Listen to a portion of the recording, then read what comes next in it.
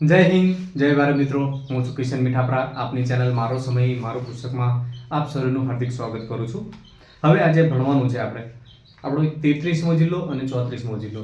એ કેવી રીતે એ હું તમને ઓલરેડી ગુજરાતમાં આપણા 33 જિલ્લા હતા અને આ વર્ષે એટલે કે 2025માં એક નવો જિલ્લો બન્યો વાવ થરાદ. અને એ પણ કયા જિલ્લામાંથી બન્યો? બનાસકાંઠા જિલ્લામાંથી. એટલે બનાસકાંઠાના 2 વિભાગ પડી ગયા. હવે એમાં કયા કયા તાલુકા આવે પહેલાં તો આપણને ખબર હતી. જ્યારે 33 જિલ્લા હતા ત્યારે ખબર હતી કે તાલુકા આટલા છે, 14 તાલુકા હતા, બરાબર. સૌથી વધારે તાલુકા બનાસકાંઠા જિલ્લામાં હતા. તો હવે શું થયું છે? એના વિભાગ પડી ગયા છે. તો એ આપણે થોડુંક જનરલ નોલેજ માટે થોડું રાખવું પડે, કારણ કે કદાચ પ્રશ્ન પૂછી નાખે, સરકાર કોઈ નિર્ણય બદલે આવો કોઈ સહેલો પ્રશ્ન પૂછી નાખે, કહેવાય સહેલો પણ આવડે નહીં આપણને. સમજો તમને કોઈ પૂછે કે રાહ તાલુકો કયા જિલ્લામાં આવે, તો આપણને ખ્યાલ જ ના આવે કે બનાસકાંઠામાં આવે કે વાવ થરાદમાં આવે કે સાબરકાંઠામાં આવે, શામાં આવે. તમને 4 ઓપ્શન આપે તો ખ્યાલ ના આવે આપણને. તો એના માટે આપણે આ તૈયાર કરવાના છે. બાકી 32 જિલ્લા તમને ઓલરેડી હશે. એ 32 જિલ્લા તમે એકવાર જોઈ લેજો. અને આ હવે 33મો 34મો જિલ્લો આપણે જોવાના છે. તો અત્યારે જોઈશું આપણે. શાંતિથી પૂરો વિડીયો જોજો એટલે ખ્યાલ આવશે તમને, બરાબર. અને આ જે ટ્રીક બનાવેલી છે ઓલરેડી હતી તે ટ્રીક, આપણે કંઈ બનાવી નથી, ખાલી યાદ રાખવા માટે છે આ વસ્તુ. તો ચાલો જોઈએ આપણે પહેલો બનાસકાંઠા જિલ્લો. આપણે પહેલા 14 તાલુકા હતા અને હવે 10 થઈ ગયા છે. તો ટ્રીક કંઈક પહેલા આપણે વાંચી લઈએ. દાદા ધાડ પાડો હેડો ગામમાં કાંકરા છે, અમર નહીં થવાય. શું કહેવા માંગે છે? દાદા ધાડ પાડો હેડો ગામમાં કાંકરા છે, અમર નહીં થવાય. આવી કંઈક ટ્રીક છે. તો દા ઉપરથી દાંતીવાડા, બીજું દા ઉપરથી દાતા, ધા ઉપરથી ધાનેરા, ડ પછી ડીસા, ડ ઉપરથી ડીસા, પા એટલે પાલનપુર, ડો એટલે આધેડ. પાછળનો શબ્દ આપણે લઈ લીધો છે, ડો એટલે આધેડ, કારણ કે આ સિક્વન્સ સેટ થાય ને એના માટે. હેડો એટલે હડાદ, ગામમાં એટલે વડગામ, કાંકરા એટલે કાંકરેજ, આપણે જે કાંકરેજી ગાય જ્યાં પ્રખ્યાત છે. અમર નહીં થવાય એનો મતલબ કે અમીરગઢ, અમર નહીં થવાય એટલે અમીરગઢ. દાદા હેડો ધાડ પાડો ગામમાં કાંકરા છે, અમર નહીં થવાય. એકદમ સહેલી ટ્રીક છે. બસ 2-4 વગર ગુનગુનાવશો અને જમીને ઊભા થાવ તો 2-5 આંટા મારતા હોય અને ત્યારે આવું વસ્તુ તૈયાર કરી નાખે. અને કદાચ આમાંથી કોઈ પ્રશ્ન પૂછી નાખે કે હડાદ તાલુકો કયા જિલ્લામાં આવે, તો કદાચ ત્યાં બનાસકાંઠાવાળા હોય, વાવ થરાદવાળા હોય એમને ખ્યાલ હોય. બાકી આપણે જે જુનાગઢવાળા હોય, આ બાજુ ખેડાવાળા હોય, આ બાજુ દક્ષિણ ગુજરાતવાળા હોય, એમને ખબર ના હોય. સમજે? એટલે ખાસ યાદ રાખજો. કદાચ પૂછ્યા તો પહેલા પૂછતા હતા, હમણાંથી પૂછતા નથી, પણ કદાચ પૂછી નાખે તો કદાચ એવું પૂછે કે કેટલા તાલુકા હવે રહ્યા છે, તો 10 તાલુકા. જો 1 2 3 4 5 6 7 8 9 ને 10. બનાસકાંઠામાં ટોટલ 10 તાલુકા છે.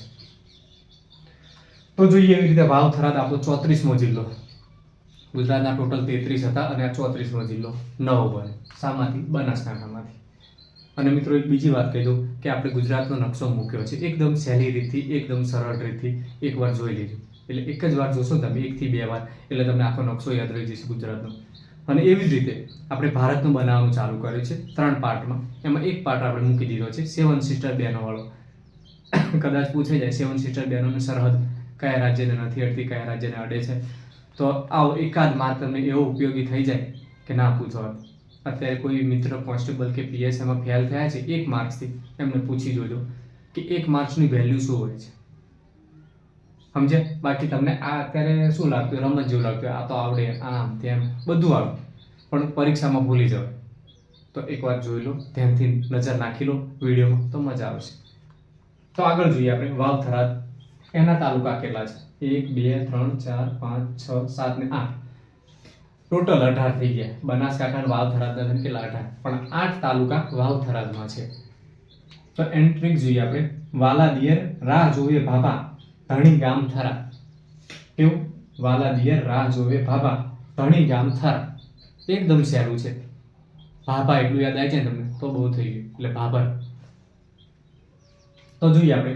વા એટલે વાવ, લા એટલે લાખાણી, દિયર એટલે દિયોદર, રાહ જો એટલે રાહ તાલુકો, ભાભા એટલે ભાભર, ધણી એટલે ધરણીધર, ગામ એટલે સુઈગામ, અને થરા એટલે થરાદ. થઈ ગયું. બસ ખાલી 5 થી 10 મિનિટ આપો તમે, એટલે આ 2 જિલ્લાના તાલુકા અને 2 જિલ્લાનું નોલેજ તમને કમ્પ્લીટ થઈ જાય થોડું ઘણું. અને પૂછી નાખે તો કામમાં આવી જાય.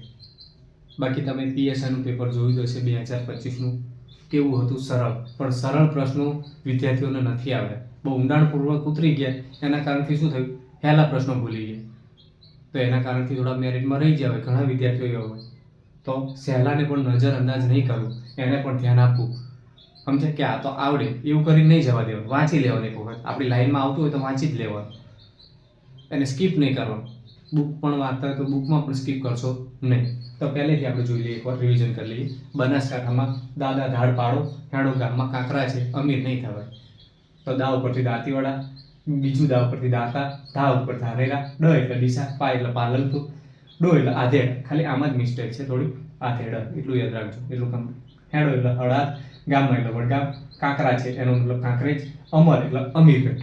હવે આ બાજુ વાલા દિયર રાહ જોવે ભાભા, ધણી ગામ થરા. હવે એમાં વા એટલે વાવ, લા એટલે લાખાણી, દિયર એટલે દિયોદર, રાહ એટલે રાહ તાલુકો, ભાભા એટલે ભાભર, ધણી એટલે ધરણીધર, ગામ એટલે સુઈગામ અને થરા એટલે થરા. ટોટલ 8 તાલુકા વાવ થરાદમાં અને બનાસકાંઠામાં 10 તાલુકા. બસ આ એકવાર ધ્યાનથી વિડીયો જોઈ લેજો એટલે કમ્પ્લીટ તમને આવડી જશે. તો આપણો નકશાનો વિડીયો મૂકેલો છે, ગુજરાતનો નકશો એ જોઈ લેજો. ભારતનો નકશો પણ મૂકેલો છે, એકવાર જોઈ લેજો, નજર મારી લેજો. ખૂબ કામમાં આવશે અને ખૂબ ઉપયોગી થશે.